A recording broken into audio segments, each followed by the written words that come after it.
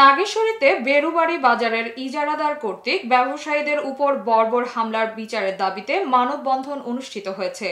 নাগেশ্বরী উপজেলা প্রতিনিধি শাওন আহমেদ লেবুর তথ্যচিত্রে বিস্তারিত, সাথে আছে আমি রাজিয়া সুলতানা। আপনারা দেখছেন i1 টিভি। কুড়িগ্রামের নাগেশ্বরীতে বেরুবাড়ি বাজারের ইজারাদার মেহেদি হাসান ও তার ভাই লাবলু মিয়া কর্তৃক স্থানীয় ব্যবসায়ীদের উপর বর্বর হামলার প্রতিবাদে মানববন্ধন অনুষ্ঠিত হয়েছে।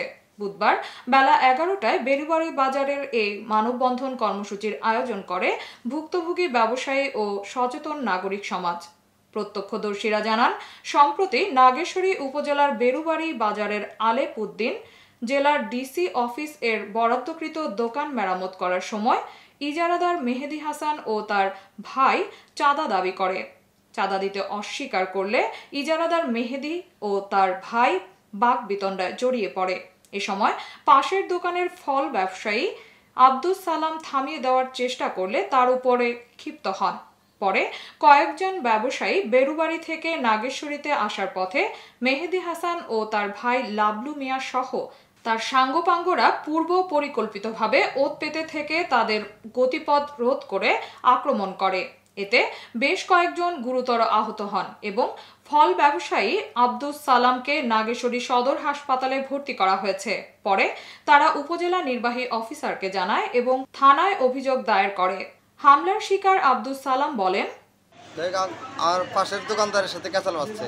আমি দোকান থেকে বের হয়ে আমি বললাম যে ক্যাচাল কাটার দরকার নেই, চুপ হন। আর এটা দিয়ে আমরা চুপ হবার করছি, এটা আমার অপরাধ।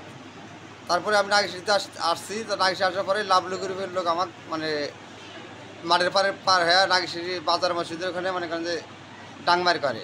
বরাদ্দকৃত দোকানের মালিক আলেপ উদ্দিন বলেন, আমার কাছে ঝাঁটাই আসিয়ে বলতেছে ঘর উঠে দিয়েছেন, কি হিসেবে উঠে দিতে ডিসির জায়গা আমি ঘর উঠে দিয়েছি।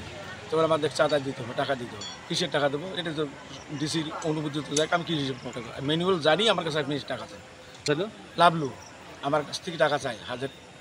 আমি বললাম যে আমার এটা তো লিজ নেওয়া ঘর, আমি কীভাবে টাকা দেবো? আমি ডিসি অনুমোদিত জায়গা কয়া বাড়ি চলে গেছে। আসি দিয়ে আমার সিঁড়ি সব ভাঙিয়ে দিয়ে দিছে। দোকানের সিঁড়ি ঘর নতুন ঘর করতেছে, ঘর আবার সিঁড়ি ভাঙিয়ে দিয়ে ফেলে দিয়েছে। পরে তারপরে আমি বাড়িতে আসার পরে ওদের সঙ্গে আমার কথাবার্তা তর্ক বিতর্ক সেইভাবে আমাকে মারার জন্য আসে। সালাম ছিল, ও নিষেধ করছিল।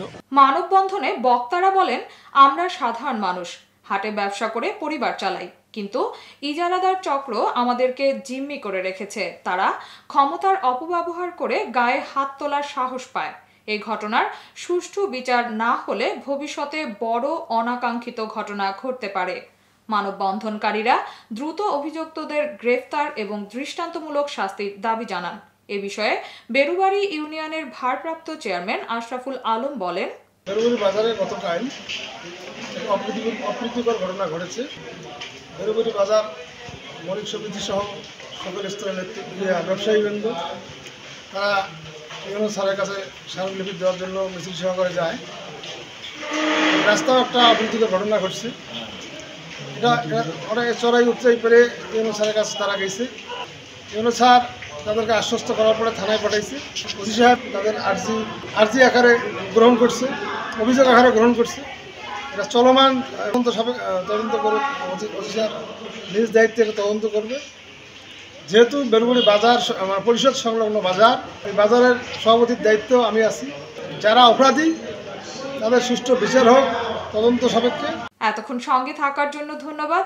i1 টিভির নিয়মিত আপডেট পেতে ভিজিট করুন আমাদের ওয়েবসাইট, ফেসবুক, ইনস্টাগ্রাম ও ইউটিউব চ্যানেলে।